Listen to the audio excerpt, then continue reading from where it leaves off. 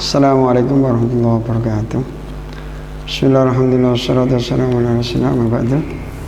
Alhamdulillah, kemarin ada beberapa pertanyaan tentang puasa.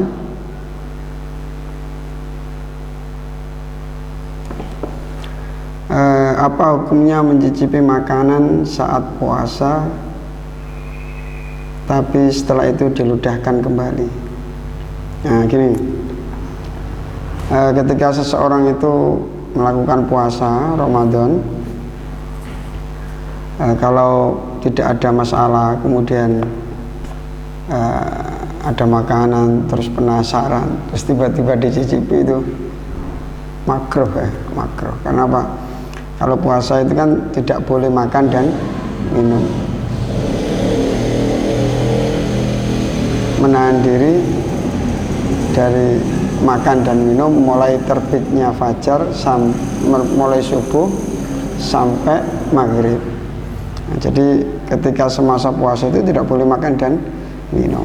Jadi kalau tidak ada masalah apa-apa, kemudian memasukkan suatu benda atau apapun ke mulut, ini hukumnya makruh, karena dikhawatirkan tertelan. Kalau tertelan, puasanya bisa batal. Akan tetapi bagi orang-orang yang memiliki hajat-hajat tertentu, kebutuhan tertentu, kok seumpama punya anak kecil, punya anak kecil mau nyuapin anaknya, ini karena itu ada hajat dan bisa dikatakan darurat juga, maka tidak makruh, tapi harus hati-hati juga, jangan sampai tertelan, jangan sampai tertelan. Kalau tertelan, puasanya batal. Nah, di sini ada dari kitab Syarqawi, wa mahallul karohati illam takun lahu hajatun.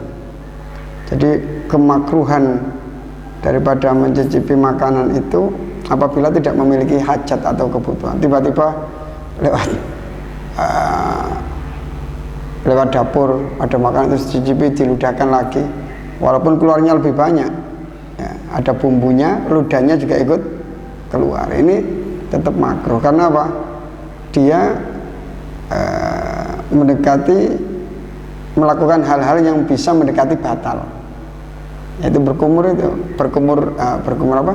Mencicipi makanan itu. Kalau tertelan bisa batal. Makruhnya di situ. Amat tebah, juru masak atau koki, tobah masak, tebah orang yang banyak memasak, atau koki ya, tukang masak. Rojulan, baik itu orang laki-laki. Wa mahalul karohati, adapun kedudukan kemakruhan ilam takun, apabila tidak ada lahu bagi orang tersebut apa hajatun, hajat, tidak ada hajat, maka hukumnya makruh mencicipi makanan. Amat tebah, adapun juru masak, orang yang banyak masaknya, atau juru masak atau koki, rojulan, baik dia laki-laki, karena ada siapa tebah, awimro'atan, atau seorang perempuan, waman, dan orang lahu yang bagi orang tersebut sohirun, memiliki anak kecil. Nah, ini tidak masalah, tidak masalah bagi yu'allilu fala yukrahu fi haqqihima dzalika qalahu Az-Zayyadi. Nah, ini sesuai dengan fatwanya Az-Zayyadi, itu tidak masalah karena ada hajat. Seumpama kita punya anak kecil, waktunya sarapan, kita kan puasa, waktunya sarapan atau makan siang, terus tiba-tiba makanan sahur sudah habis lah, kita pagi masak. Nah, ini kalau tidak dicicipi, jangan-jangan terlalu asin, kan kasihan anaknya tidak mau, dipaksa dimasukkan, padahal masakannya tidak enak, kasihan katanya. Ini kan sama dengan menyiksa anak. Makanan nggak layak dimakan, terlalu asin atau terlalu pedas, ternyata disuapin terus ke anaknya ini. Ini sama dengan menyiksa batin si anak itu. Hal ini tidak boleh dalam agama itu. Karena adanya hajat seperti ini, darurat, maka orang tua, baik ayahnya atau ibunya, boleh mencicipi masakan. Seumpama pakai menu soto ya, pakai menu soto, dicicipi dulu, terus diludahkan. Nah, ini diludahkan, oh sudah pas, diludahkan. Sekiranya masakan tadi atau bumbu-bumbunya bersih dari mulut. Nah, itu. Nah, terus bagaimana dengan koki? Apakah koki juga darurat seperti itu? Seperti itu. Ya layaknya seperti orang tua tadi. Seorang koki seumpama kita mau mengadakan undangan atau gimana buka bersama ya, buka bersama. Nggak kebayang kalau buka bersama ternyata masakannya hambar. Tujuan kita mengundang orang berbuka bersama kan mengajak untuk berbahagia. Dan orang yang ngasih buka orang yang berpuasa, dia akan mendapatkan pahala yang sama. Tapi jangan salah, wah saya nggak usah puasa, saya ngasih buka aja, wong dapat pahalanya puasa. Orang yang ngasih berbuka puasa kan dapat pahala yang sama seperti yang puasa. Nah, terus dia memilih saya ngasih buka puasa aja, kan dapat pahalanya puasa. Jadi saya nggak usah puasa. Ini namanya salah paham ya, salah paham. Jadi ketika mau ngasih buka bersama, hendaknya kita cicipi dulu masakan ini layak konsumsi apa tidak, sudah benar-benar lezat apa tidak. Nah, jadi untuk hal seperti ini diperbolehkan ya, diperbolehkan karena adanya hajat tertentu, kita diperbolehkan untuk mencicipi. Tapi kita juga harus memastikan bahwasanya bumbu-bumbu yang telah masuk ke dalam mulut kita ini nanti benar-benar diludahkan semua atau dibuang semua sampai tidak ada yang tertelan.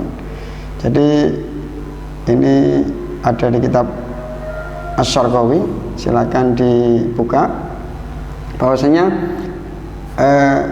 boleh apa tidak mencicipi makanan ketika berpuasa. Boleh dengan syarat setelah mencicipi harus benar-benar diludahkan semua, karena adanya beberapa hajat yang dianggap darurat seperti menyuapi anak kecil atau persiapan untuk buka bersama. Tapi gini, kalau seumpama ibu rumah tangga untuk masak di rumah ya, karena kita juga tidak tergesa-gesa, alangkah baiknya nanti kan biasanya punya ukurannya, punya ukuran. Biasanya masaknya soto itu sekian untuk kadar air sekian kan gitu. Nah, nanti ketika adzan datang baru dicicipi. Setelah adzan datang baru dicicipi. Kemudian kurang asin semua, kurang asin baru ditambah garam terus dicicipi lagi, oke layak baru disajikan. Itu kan mungkin beberapa menit saja kan bisa kan, beberapa detik lah, baru kemudian makan bersama. Nah, itu kemudian dalam agama Islam tentang berpuasa. Mudah-mudahan kita diberikan kekuatan oleh Allah SWT untuk melaksanakan puasa Ramadan dengan penuh semangat, diterima oleh Allah SWT. Amin Allahumma amin. Ihdinas siratal mustaqim. Assalamualaikum warahmatullahi wabarakatuh.